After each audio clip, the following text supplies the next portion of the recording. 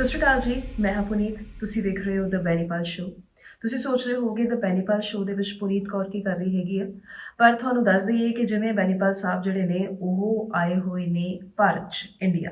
ਸੋ ਉਹ ਇੱਥੇ ਨੇ, ਉਹਨਾਂ ਦੇ ਰੁਝੇਵੇਂ ਨੇ, ਬਿਜ਼ੀ ਹੈਗੇ ਨੇ ਉਹ। ਸੋ ਉਹਨਾਂ ਨੇ ਅੱਜ ਘਰ ਆ ਕੇ ਮੇਰੀ ਡਿਊਟੀ ਲਗਾ ਦਿੱਤੀ ਕਿ ਥੋੜ੍ਹੇ ਦਿਨ ਜਿਹੜਾ ਇਹ ਸ਼ੋ ਆ ਉਹ ਤੁਸੀਂ ਸਾਂਭੋ। ਸੋ ਨਾ ਉਹਨਾਂ ਦਾ, ਸ਼ੋ ਉਹਨਾਂ ਦਾ, ਸਾਰਾ ਕੁਝ ਉਹਨਾਂ ਦਾ, ਸਟਾਈਲ ਉਹਨਾਂ ਦਾ ਹੀ ਰਹੇਗਾ, ਉਹ ਮੇਰਾ ਨਹੀਂ ਹੋ ਸਕਦਾ ਹੈਗਾ। ਪਰ ਇੰਨੀ ਗੱਲ ਪੱਕੀ ਹੈਗੀ ਆ ਕਿ ਪੂਰੀ ਕੋਸ਼ਿਸ਼ ਕੀਤੀ ਜਾਏਗੀ ਕਿ ਤੁਹਾਨੂੰ ਖਬਰਾਂ ਦੇ ਨਾਲ ਚੰਗੀ ਤਰ੍ਹਾਂ ਦੇ ਨਾਲ ਤਾਰੁਫ ਕਰਾਇਆ ਜਾਏ। ਕੋਈ ਵੀ ਖਬਰ ਜਿਹੜੀ ਹੈ ਦਿਨ ਦੀ ਜ਼ਰੂਰੀ ਰਹਿ ਨਾ ਜਾਏ, ਤੇ ਨਾਲੋਂ ਨਾਲ ਜਿਸ ਖਬਰ ਦਾ ਅਸੀਂ ਜ਼ਿਕਰ ਕਰਨਾ ਹੈਗਾ, ਕੁਝ ਇੱਕ ਹਾਈਲਾਈਟਸ ਜਿਹੜੀਆਂ ਨੇ ਉਹਦੀਆਂ ਜਾਣ ਲੈਣੇ ਹੈਗੀਆਂ।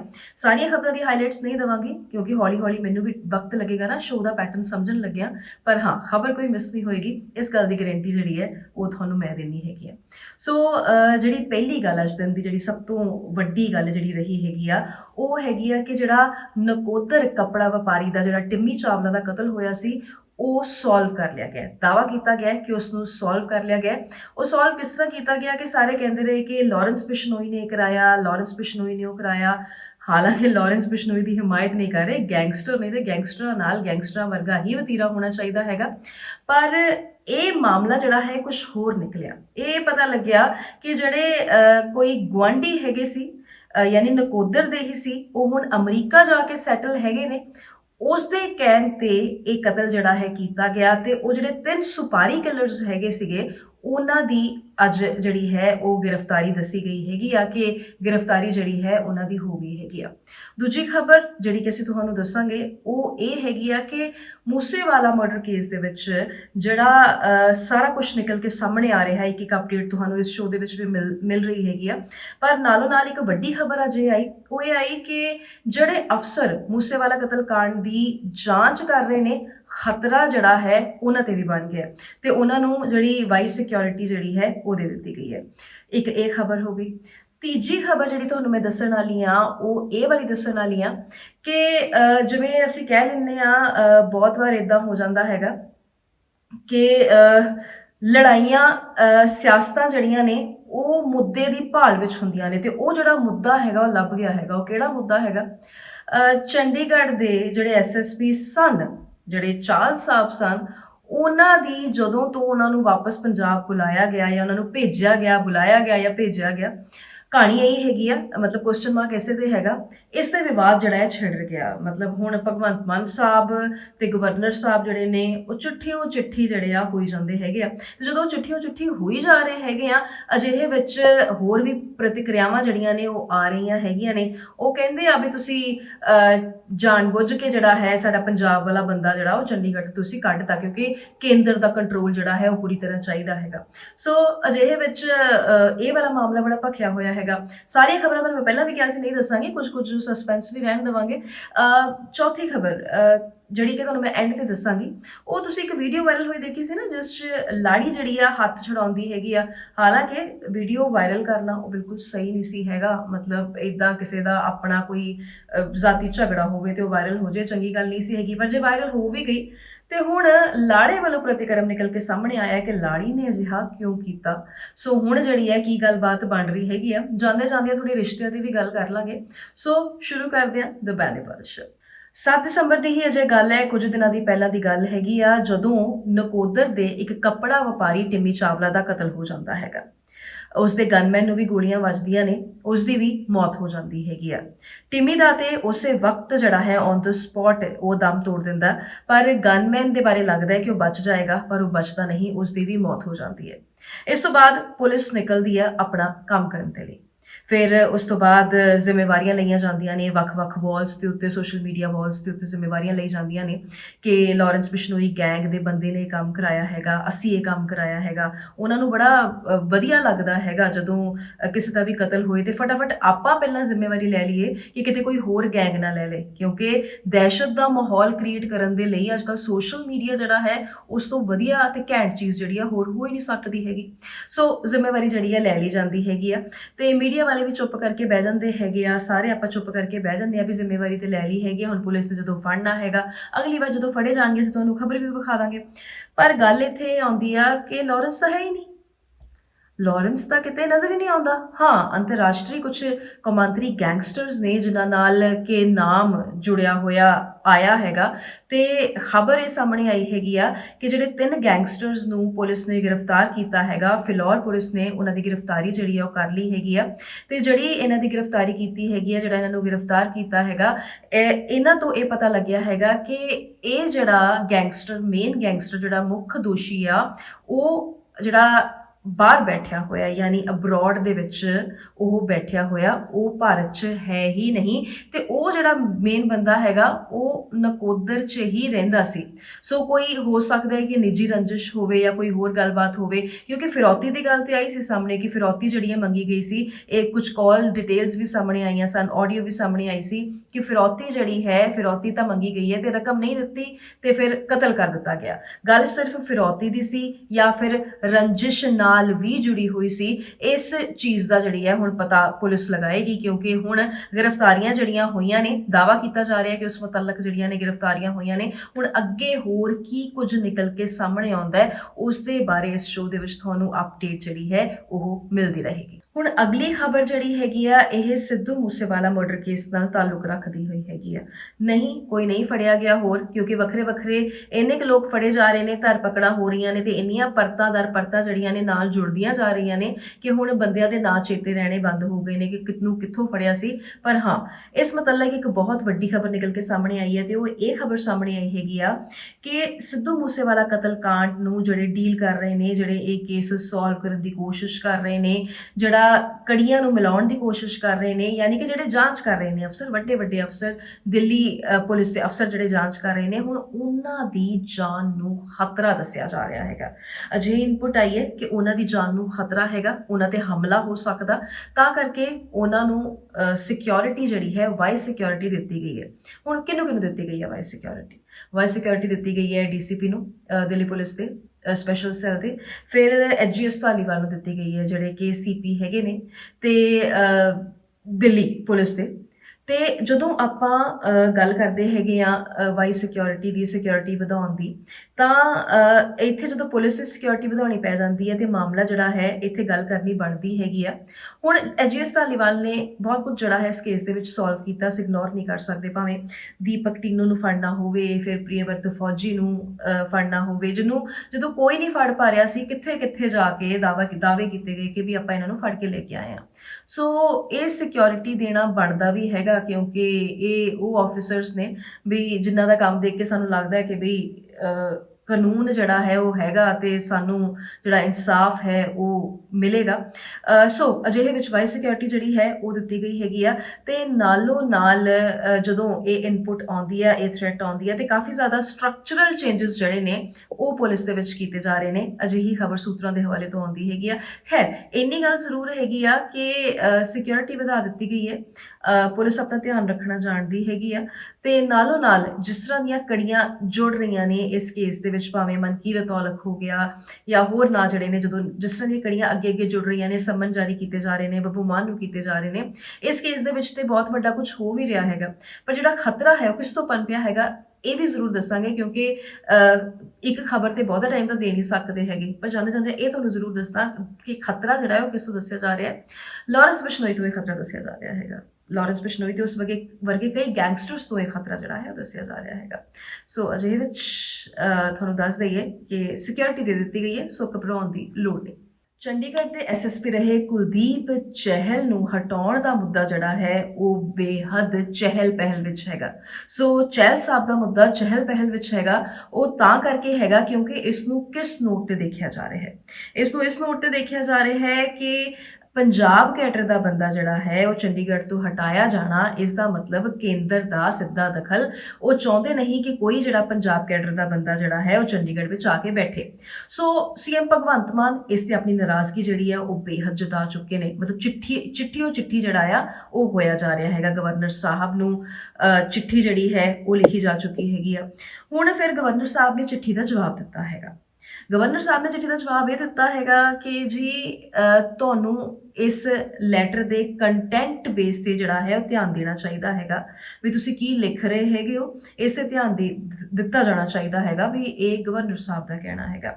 ਗਵਰਨਰ ਸਾਹਿਬ ਨਾਲੋਂ ਨਾਲ ਇਹ ਵੀ ਕਹਿ ਰਹੇ ਹੈਗੇ ਨੇ ਕਿ ਚਾਹਲ ਸਾਹਿਬ ਬਾਰੇ ਯਾਨੀ ਜਿਹੜੇ ਐਸਐਸਪੀ ਰਹੇ ਨੇ ਉਹਨਾਂ ਦੇ ਮਿਸਕੰਡਕਟ ਬਾਰੇ ਯਾਨੀ ਕਿ ਮਾੜੇ ਵਤੀਰੇ ਬਾਰੇ ਉਹਨਾਂ ਦੇ ਇਨਪੁਟ ਮਿਲੇ ਨੇ ਤੇ ਜਦੋਂ ਉਹਨਾਂ ਨੂੰ ਇਹ ਇਨਪੁਟਸ ਮਿਲੇ ਉਸ ਤੋਂ ਬਾਅਦ ਉਹਨਾਂ ਨੇ ਆਪਣੇ ਸੋਰਸਿਸ ਤੋਂ ਇਸ ਦੀ ਜਿਹੜੀ ਹੈਗੀ ਆ ਵੀ ਇਹ ਕਿੰਨਾ ਆਥੈਂਟਿਕ ਆ ਕਿੰਨਾ ਸਹੀ ਆ ਉਹ ਜਾਂਚ ਕਰਾਉਣੀ ਸ਼ੁਰੂ ਕੀਤੀ ਤੇ ਉਹ ਚੀਜ਼ ਜਿਹੜੀ ਆ ਉਹਨਾਂ ਨੇ ਸਹੀ ਪਾਈ।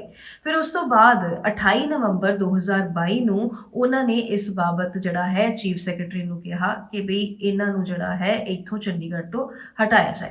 ਇਹ ਗੱਲ ਜਿਹੜੀ ਹੈ ਸਾਹਮਣੇ ਆਈ ਹੈਗੀ ਆ। ਸੋ ਮਿਸਕੰਡਕਟ ਦਾ ਜਿਹੜਾ ਮਾਮਲਾ ਹੈ ਉਹ ਕਿਹਾ ਕਿ ਬਈ ਇਹ ਵਾਲਾ ਮਾਮਲਾ ਹੈਗਾ ਤੇ ਫਿਰ ਨਾਲੋਂ ਨਾਲ ਇਹ ਵੀ ਕਿਹਾ ਕਿ ਪੰਜਾਬ ਨੂੰ ਕਿਹਾ ਕਿ ਕੋਈ ਜਿਹੜੇ ਹੈਗੇ ਆ ਵੀ ਪੰਜਾਬ ਪੈਨਲ ਦੇ ਪੰਜਾਬ ਕੈਡਰ ਦੇ ਜਿਹੜੇ ਹੈਗੇ ਨੇ ਅਫਸਰ ਹੈਗੇ ਨੇ ਉਹਨਾਂ ਦੇ ਪੈਨਲ ਲਈ ਨਾਮ ਜਿਹੜੇ ਨੇ ਉਹ ਦਿੱਤੇ ਜਾਣ ਤੇ ਇਹ ਵੀ ਉਹਨਾਂ ਨੇ ਜਿਹੜੀ ਹੈ ਗੱਲ ਕਹੀ ਤੇ ਉਹਨਾਂ ਨੇ ਕਿਹਾ ਕਿ ਭਗਵੰਤ ਮਾਨ ਜੋ ਵੀ ਕਹਿ ਰਹੇ ਨੇ ਉਸਦੇ ਕੰਟੈਂਟ ਦੇ ਵਿੱਚ ਜਿਹੜੀ ਹੈ ਉਹ ਦਿੱਕਤ ਹੈਗੀ ਆ। ਸਾਨੂੰ ਤੇ ਲੱਗਦਾ ਕਿ ਇੰਟੈਂਟ ਦੇ ਵਿੱਚ ਵੀ ਦਿੱਕਤ ਹੈਗੀ ਆ।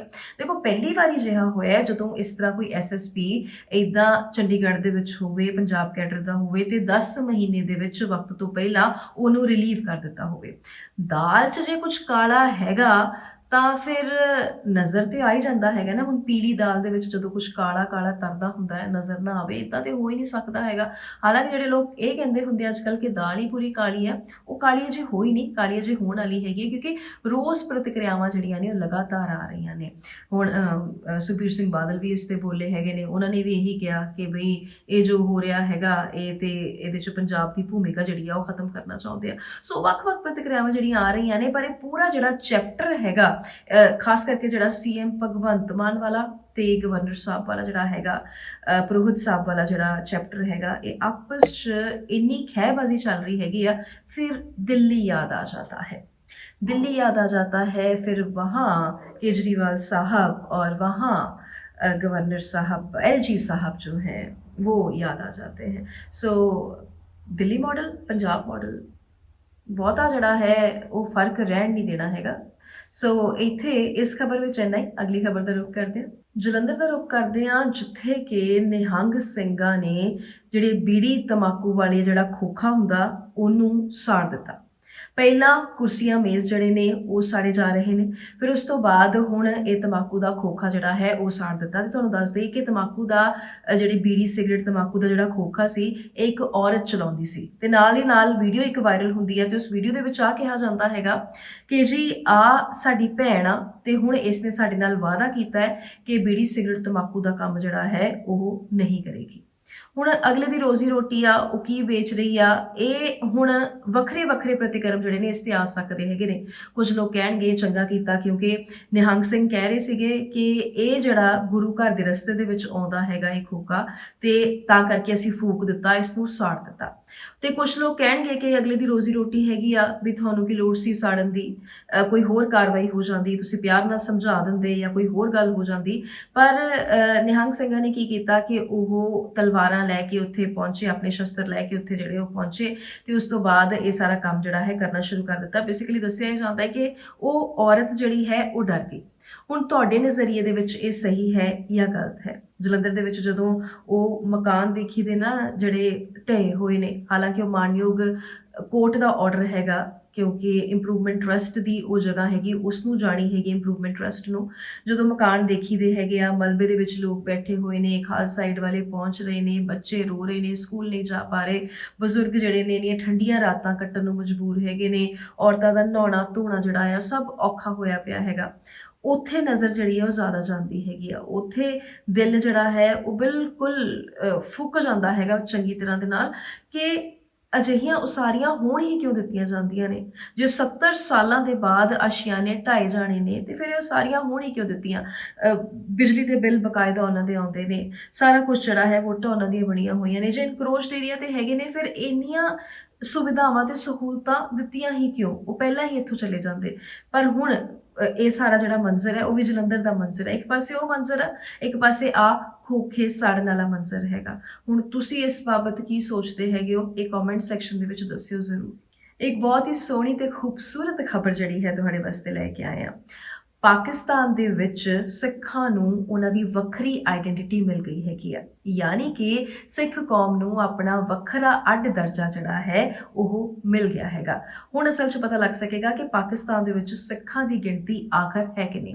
ਹੁੰਦਾ ਕੀ ਸੀ ਕਿ ਜਦੋਂ ਬਾਕੀ ਕੰਮ ਹੁੰਦੇ ਸੀ, ਕਿੰਨਾ ਕੁਛ ਹੁੰਦਾ ਹੈ ਜਦੋਂ ਤੁਹਾਨੂੰ ਤੁਹਾਡੇ ਨਾਵਾਂ ਨੂੰ ਨੋਟ ਕੀਤਾ ਜਾਂਦਾ ਹੈਗਾ, ਵੋਟਿੰਗ ਵਾਲਾ ਸਿਨੈਰੀਓ ਹੁੰਦਾ, ਹੋਰ ਬਹੁਤ ਸਾਰਾ ਕੁਛ ਹੁੰਦਾ ਜਦੋਂ ਤੁਸੀਂ ਕਿਸੇ ਬਾਬਤ ਤੁਹਾਡੇ ਨਾਮ ਜਿਹੜੇ ਨੇ ਉਹ ਨੋਟ ਕੀਤੇ ਜਾਂਦੇ ਨੇ, ਜਦੋਂ ਜਿਹੜੀ ਸੈਂਸਸ ਹੁੰਦੀ ਹੈ, ਮਰਦਮਸ਼ੁਮਾਰੀ ਹੁੰਦੀ ਹੈ, ਉਦੋਂ ਨਾਂ ਨੋਟ ਕੀਤੇ ਜਾਂਦੇ ਨੇ। ਉਦੋਂ ਜਿਹੜੇ ਨਾਂ ਸੀ ਸਿੱਖਾਂ ਦੇ ਉਹ ਹੋਰ ਧਰਮ ਦੇ ਅਧੀਨ ਜਿਹੜਾ ਹੈ ਉਹ ਦਰਜ ਕੀਤੇ ਜਾਂਦੇ ਸੀਗੇ। ਪਰ ਹੁਣ ਜਦੋਂ ਅਦਾਲਤ ਵਿੱਚ ਪਿਸ਼ਾਵਰ ਹਾਈ ਕੋਰਟ ਦੇ ਵਿੱਚ ਜਦੋਂ ਇਹ ਜੰਗ ਜਿਹੜੀ ਹੈ ਜਿੱਤ ਲਈ ਗਈ ਹੈ ਤੇ ਹੁਣ ਇਹ ਵੀ ਆਰਡਰ ਕਰ ਦਿੱਤਾ ਗਿਆ ਹੈਗਾ ਕਿ ਮਰਦਮਸ਼ੁਮਾਰੀ ਵੇਲੇ ਸਿੱਖਾਂ ਦਾ ਜਿਹੜਾ ਹੈ ਉਹ ਨਾਂ, ਜਿਹੜੇ ਸਿੱਖ ਹੈਗੇ ਨੇ ਉਹਨਾਂ ਦੀ ਗਿਣਤੀ ਜਿਹੜੀ ਹੈ ਉਹ ਵੱਖ ਤਰੀਕੇ ਨਾਲ ਕੀਤੀ ਜਾਏ।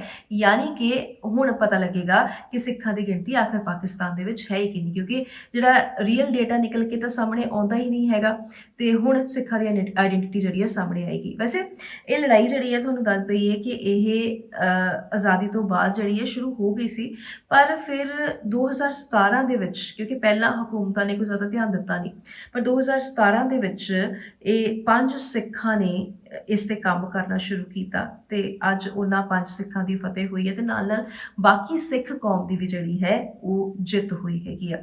ਸੋ ਚੜ੍ਹਦੀ ਕਲਾ ਦਾ ਪ੍ਰਤੀਕ ਮੰਨੇ ਜਾਂਦੇ ਨੇ ਸਿੱਖ, ਤੇ ਇਹ ਖਬਰ ਜਿਹੜੀ ਹੈ ਇਹ ਵਾਕਈ ਚੜ੍ਹਦੀ ਕਲਾ ਵਾਲੀ ਖਬਰ ਹੈ। ਹੁਣ ਜਾਣਦੇ ਕਿ ਅਜਿਹੀ ਖਬਰ ਦੀ ਗੱਲ ਜਿਹੜੀ ਸਿੱਧੇ ਸਿੱਧੇ ਰਿਸ਼ਤਿਆਂ ਨਾਲ ਤਾਲੁਕ ਰੱਖਦੀ ਹੈਗੀ ਆ।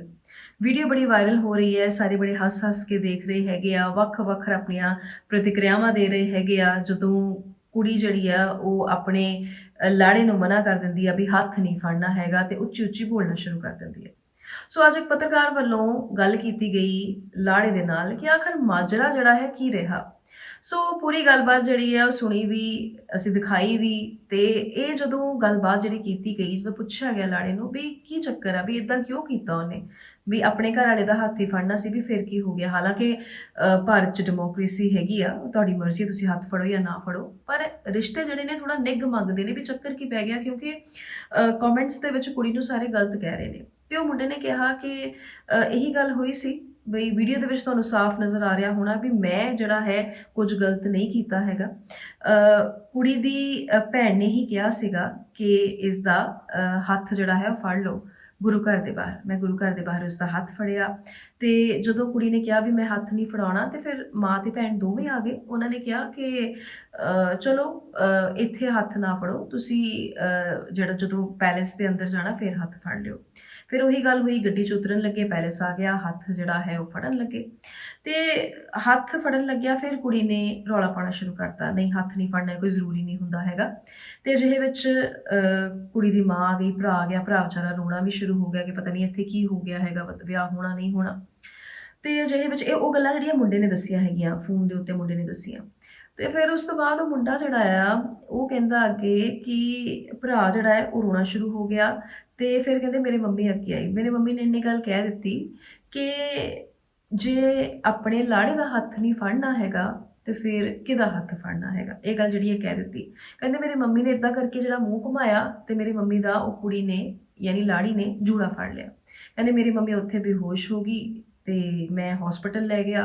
ਹਸਪੀਟਲ ਲੈ ਕੇ ਜਾਣ ਤੋਂ ਬਾਅਦ ਮੈਂ ਮੰਮੀ ਨੂੰ ਘਰ ਲੈ ਆਇਆ ਤੇ ਮੈਂ ਉੱਥੇ ਨਹੀਂ ਗਿਆ, ਵਾਪਸੀ ਨਹੀਂ ਗਿਆ ਹੈਗਾ। ਤੇ ਫਿਰ ਉਸ ਤੋਂ ਬਾਅਦ ਮੰਮੀ ਜਿਹੜੀ ਮੇਰੀ ਉਹ ਤਬੀਅਤ ਖਰਾਬ ਸੀ।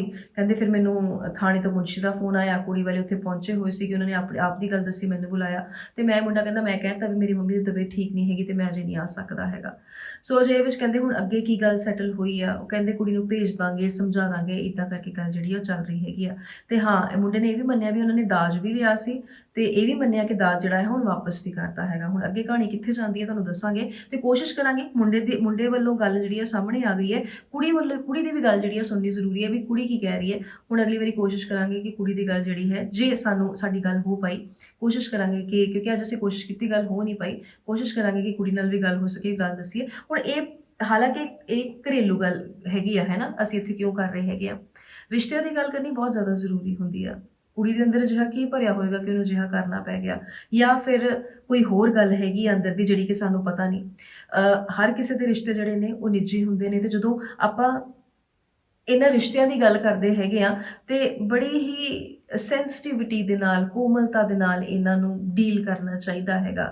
ਅੱਜ ਇੱਕ ਪਰਿਵਾਰ ਦਾ, ਟੱਬਰ ਦਾ ਮਸਲਾ ਜਿਹੜਾ ਹੈ ਉਹ ਵਾਇਰਲ ਹੋ ਰਿਹਾ ਹੈਗਾ ਤੇ ਅੱਜ ਅਸੀਂ ਇੱਥੇ ਬਹਿ ਕੇ ਆਰਾਮ ਨਾਲ ਉਸ ਬਾਰੇ ਗੱਲਾਂ ਕਰ ਰਹੇ ਹਾਂ, ਪਰ ਉਹਨਾਂ ਪਰਿਵਾਰਾਂ ਤੇ ਕੀ ਬੀਤਦੀ ਹੋਣੀ ਅਸੀਂ ਬੈਠ ਕੇ ਇੱਥੇ ਸੋਚ ਵੀ ਨਹੀਂ ਸਕਦੇ ਹੈਗੇ। ਸੋ ਆਪਣੇ ਅੰਦਰ ਦਾ ਜਿਹੜਾ ਗੁੱਸਾ ਹੁੰਦਾ ਉਹ ਦਿਖਾਓ, ਜ਼ਰੂਰ ਦਿਖਾਓ, ਪਰ ਕਿਤੇ-ਕਿਤੇ ਥੋੜ੍ਹਾ ਜਿਹਾ ਲੁਕਾ ਕਰਨਾ, ਥੋੜ੍ਹਾ ਪਰਦਾ ਕਰਨਾ ਜਿਹੜਾ ਆ ਉਹ ਬਹੁਤ ਜ਼ਿਆਦਾ ਜ਼ਰੂਰੀ ਹੁੰਦਾ, ਤਾਂ ਕਿ ਇੱਜ਼ਤਾਂ ਜਿਹੜੀਆਂ ਨੇ ਉਹ ਢੱਕੀਆਂ ਰਹਿ ਜਾਣ। ਕਿਉਂਕਿ ਉਹੀ ਕਹਿੰਦੇ ਨਾ ਕਿ ਪਰਦਾ ਕੱਜ ਲਈ ਸਾਈਆਂ ਮੇਰੀ ਚੰਗੀ ਮੰਦੀ ਦਾ, ਇੱਥੇ ਉਹ ਪਰਦਾ ਜਿਹੜਾ ਆ ਉਹ ਕੱਜੇ ਜਾਣਾ ਬਹੁਤ ਜ਼ਿਆਦਾ ਜ਼ਰੂਰੀ ਹੁੰਦਾ ਆ। ਸੋ ਅੱਜ ਦਾ ਇਹੀ ਰਿਹਾ ਸ਼ੋਅ, ਦ ਬੈਰੀਪਾਲ ਸ਼ੋਅ। ਆਪਣੇ ਵੱਲੋਂ ਮੈਂ ਜਿਹੜੀਆਂ ਮੁੱਖ ਖਬਰਾਂ ਸੀ, ਮੈਂ ਸਾਰੀਆਂ ਨਹੀਂ ਕਹੂੰਗੀ, ਪਰ ਮੁੱਖ ਖਬਰਾਂ ਜਿਹੜੀਆਂ ਨੇ ਉਹ ਮੈਂ ਤੁਹਾਨੂੰ ਦੱਸ ਦਿੱਤੀਆਂ ਹੈਗੀਆਂ। ਬਹੁਤ ਛੇਤੀ ਕੁਝ ਦਿਨਾਂ ਬਾਅਦ ਬੈਰੀਪਾਲ ਸਾਹਿਬ ਇਸ ਸ਼ੋਅ ਦੇ ਵਿੱਚ ਵਾਪਸ ਆ ਜਾਣਗੇ। ਫਿਰ ਮੇਰੀ ਜਿਹੜੀ ਹੈ ਬਾਏ ਹੋਏਗੀ, ਮੈਂ ਇੱਥੇ ਰੁਖਸਤ ਹੋ ਜਾਵਾਂਗੀ, ਪਰ ਫਿਰ ਬਾਏ ਨਹੀਂ ਹੁੰਦੀ, ਫਿਰ ਕਦੀ ਮਿਲਣਾ ਹੋਏਗਾ, ਦੁਬਾਰਾ ਕਦੀ ਇੰਡੀਆ ਆਣਗੇ, ਫਿਰ ਆਪਾਂ ਮਿਲਾਂਗੇ। ਪਰ ਅਜਿਹੇ ਵਿੱਚ ਤੁਸੀਂ ਇਹ ਨਾ ਸੋਚੋ ਕਿ ਇਹ ਸ਼ੋਅ ਜਿਹੜਾ ਹੈ ਮੈਂ ਹਥਿਆ ਲਿਆ ਹੈਗਾ, ਨਹੀਂ, ਇਹ ਉਹਨਾਂ ਦਾ ਹੀ ਸ਼ੋਅ ਹੈ, ਉਹਨਾਂ ਦੇ ਨਾਲ ਚੱਲਦਾ ਹੈਗਾ। ਹੁੰਦੇ ਆ ਬੰਦੇ ਦੇ ਰੁਝੇਵੇਂ ਹੁੰਦੇ ਆ, ਕਿਉਂਕਿ ਪਿਛਲੀ ਵਾਰ ਜਦੋਂ ਇੰਡੀਆ ਆਏ ਸੀਗੇ ਬੈਰੀਪਾਲ ਸਾਹਿਬ, ਤਾਂ ਉਹਨਾਂ ਨੇ ਸ਼ੋਅ ਕੋਈ ਨਹੀਂ ਸੀ ਛੱਡਿਆ, ਤੇ ਫਿਰ ਮੈਨੂੰ ਲੱਗਦਾ ਇਹ ਆ ਵੀ ਉਹਨਾਂ ਦੇ ਪਰਿਵਾਰ ਤੋਂ ਉਹਨਾਂ ਨੂੰ ਸ਼ਿਕਾਇਤ ਆਈ ਆ ਵੀ ਤੁਸੀਂ ਇੱਥੇ ਵਕੇਸ਼ਨ ਤੇ ਆਇਓ, ਆਪਣੇ ਘਰੇ ਆਇਓ, ਹੌਲੀਡੇ ਤੇ ਆਇਓ, ਆਪਣੇ ਜੀਆਂ ਨੂੰ ਮਿਲਣ ਆਇਓ, ਤੇ ਤੁਸੀਂ ਇੱਥੇ ਵੀ ਹੁਣ ਸ਼ੋਅ ਹੀ ਕਰੀ ਜਾਣੇ ਹੈਗੇ ਆ। ਹਾਲਾਂਕਿ ਬੈਰੀਪਾਲ ਸਾਹਿਬ ਜਿਹੜੇ ਆ ਉਹ ਸ਼ੋਅ ਨੂੰ ਲੈ ਕੇ ਬਹੁਤ ਸੰਜੀਦਾ ਹੁੰਦੇ ਨੇ। ਉਹ ਸਵੇਰੇ ਤੜਕੇ ਮੈਨੂੰ ਉਹਨਾਂ ਦਾ ਫੋਨ ਆਇਆ ਸਵੇਰੇ 6 ਵਜੇ ਕਿ ਮੈਂ ਤੈਨੂੰ ਕੈਮਰਾ ਦੇਣ ਆ ਰਿਹਾ ਹੈ ਨਾ। ਮੈਂ ਕਿਹਾ ਮੈਨੂੰ ਨਹੀਂ ਕੈਮਰਾ ਚਾਹੀਦਾ, ਮੈਂ ਆਪਣੇ ਸੈਟਅਪ ਨਾਲ ਕਰ ਲੈਣਾ ਹੈਗਾ। ਸਵੇਰੇ 6 ਵਜੇ ਫਿਰ ਚਾਹ ਚੂ 6:30 ਵਜੇ ਦਾ ਫੋਨ ਆਇਆ, 7, 7:30 ਤੋਂ ਮੇਰੇ ਘਰ ਪਹੁੰਚੇ। ਪਹਿਲੀ ਵਾਰੀ ਉਹਨਾਂ ਨੇ ਮੇਰੇ ਘਰ ਆਉਣਾ ਸੀ, ਮੇਰੇ ਘਰ ਪਹੁੰਚੇ, ਤੇ ਮਤਲਬ ਉਹ ਇੰਨੇ ਜ਼ਿਆਦਾ ਸੰਜੀਦਾ ਹੈਗੇ ਆ ਕਿ ਵੀ ਦਰਸ਼ਕਾਂ ਦਾ ਜਿਹੜਾ ਰਾਬਤਾ ਆ ਉਹ ਟੁੱਟਣਾ ਨਹੀਂ ਚਾਹੀਦਾ ਹੈਗਾ। ਸੋ ਉਹਨਾਂ ਦੀ ਸੰਜੀਦਗੀ ਨੂੰ ਧਿਆਨ ਵਿੱਚ ਰੱਖਦਿਆਂ ਹੋਇਆਂ ਥੋੜੇ ਦਿਨ ਜਿਹੜਾ ਹੈ ਮੇਰੇ ਤੋਂ ਖਬਰਾਂ ਸੁਣ ਲਓ, ਤਾਂ ਬਹੁਤ ਛੇਤੀ ਵਾਪਸ ਆਣਗੇ। ਤੇ ਹਾਂ, ਆਪਣਾ ਬਹੁਤ ਧਿਆਨ ਰੱਖਿਓ।